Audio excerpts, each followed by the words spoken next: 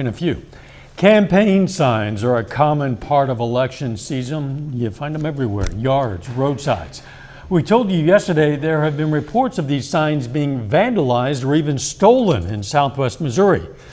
Well, as KOAM Samantha Walker shows us, it's a problem in southeast Kansas as well. Every election I've ever paid attention to, there have always been thefts of signs or vandalizing of signs or different, destruction one way or another. And it's something that we never want to see, and it's certainly not the right way to get your opinion across.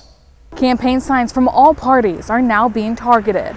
Behind me is just one example. It's a Harris wall sign that was slashed down the middle and has now been taped back up.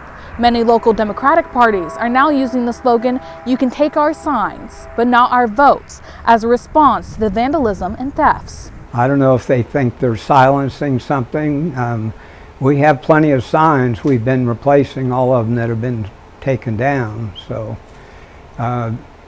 they're not stopping the conversation. Signs have been targeted all across the 4 states. The Crawford County Democratic Party says they know of roughly 30 signs that have been stolen, and their large campaign signs have been targets of vandalism multiple times. Those with the Crawford County Republican Party say they've stopped keeping track because the thefts and vandalisms are so common during election season. According to the Pittsburgh Police Department, targeted attacks on campaign signs is not usually a legal expression of speech. Depending on the dollar amount of the item that's damaged or stolen, it could potentially be like a lower level misdemeanor, or it could be a very high misdemeanor depending on what's going on, or a felony. But in cases of signs, they're typically low dollar items, but it's still a Class A misdemeanor in Kansas to steal something that doesn't belong to you, and it's a Class B misdemeanor to damage something that doesn't belong to you.